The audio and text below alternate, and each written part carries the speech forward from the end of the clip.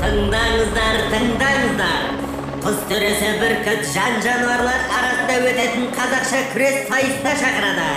Сайыста жеңіп шыққан балуанға арнаған арнайы сыйлық бар. Күштермен жиналатын бұл сайыста қазақ даласының түкпір-түкпірінен келген балуандар күш сынасады. Қанекей, кім күштеген? Тыңдаңыздар.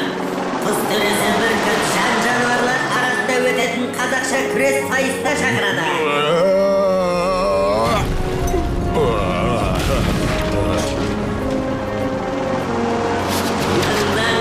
Тыңдаңыздар.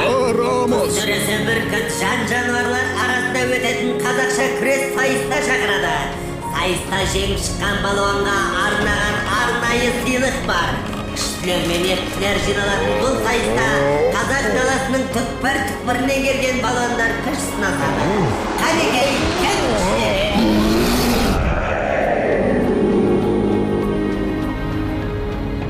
Бұл жарыста жеңіске жету оңай емес. Саған көп жаттығу қажет, балам. Қазірден бастап дайындыққа кірісейік. Мен дайынмын. Төзімді бол. Бұл да балуанға аса қажетті қасиеттің бірі. Жарты жолда жігеріңді жасытып алсаң, жеңіске жету қиын болады, ұқтың ба? Ұқтым.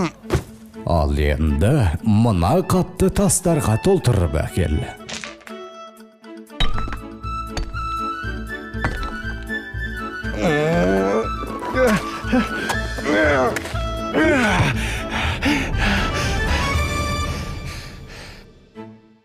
Ата, қапшық толы тастың күреске не қатысы бар?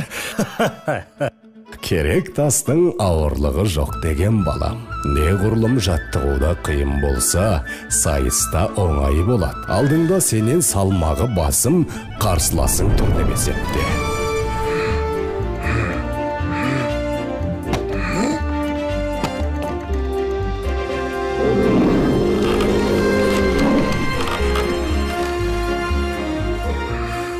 Өзіңнен күші басым қарсыласыңды әдіс айламен ғана алуға болады. Мысалы, анда қарашы.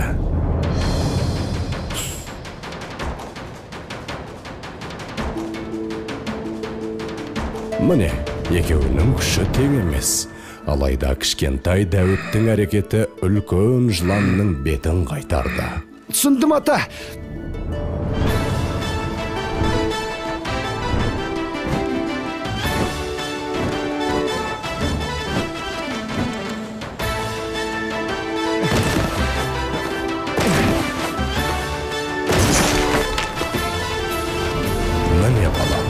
Сен сайысқа дайын болдың.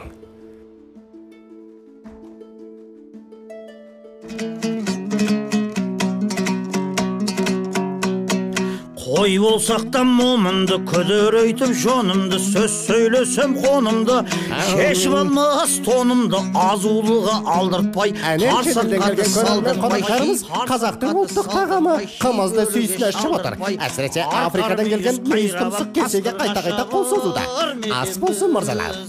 Oh yes, комыз, very good. Арқар мүйіз қайрап ап қасқырға шабыр мекенбіз. Бұл жарысқа қазақ даласының түкпір-түкпірінен келген ең мықты балуандар қатысып отыр.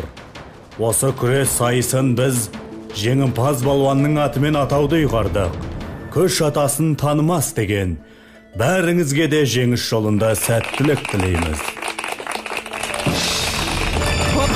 Мүйіз тұмсық қымызға елтіп, тұмсығымен жер сөзі түреліп қалыпты ғой. Обалай. Алғашқа жұп, қасқыр мен қоян. Қасқыр қасқырлығын істеп менсінбей тұрған сияқты. Төреші дуадақтың да басы дуылдақ тұр. Жарайсың қоян. Қорқа батыр болды деген міне осы. Ортаға екінші жұп шақырылды. Арқар мен борсық. Арқар бірден шабуылға шығып, борсықты тықсырып барады. Қойды дей мынау. Бәрекелді. Борсық балуан арқардың аяғын аспанмен келтірді. Үшінші жұп, аюдай ақырған аю. Қабандай күркіреген қабанмен күрескелі жатыр. Аю балуан әлегенді атып ұрып жеңіске жетті. Қандай ғажап. 4-ші жұпқа кезек келді. Тау батыры Барыс пен Қызылқұмнан келген Келес балуан. Міне бел ұстасты.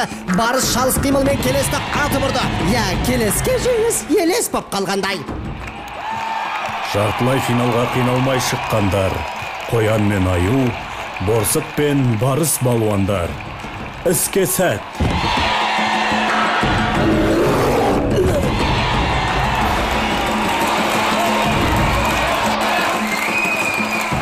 Міне көптен күткен ақтық сайыс келіп жатты. Орман алыбы Аю балуан мен Тау батыры Барыс балуан. Кім жеңеді? Бүкіл қазақ даласы көз тігіп отырған бұл сайыста қай балуанның күші басым болар екен. Жайқын күш иесі Аюдың темірдей құрсауынан Барыс ептілігінің арқасында тағы да сытылып шықты. Аю қалай лақтырса да Барыс аяғынан тік түсуде. Қандай ептілік, қандай төзімділік. Барыстың жеңіске деген жігеріне таңданбас қамал жоқ. Мұндайда әдіс айла артық етпес еді. Өзіңнен күші басым қарсыласыңды әдіс айламен ғана алуға болады.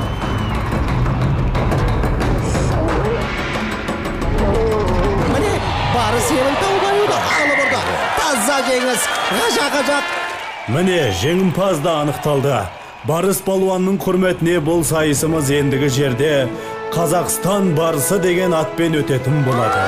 Құттықтаймыз. Жарайсың балам. Сен қазақша күрестің мәртебесін тағы да бір көтеріп тастадың. Ұлттық күресіміздің абыройын асқақтата бер.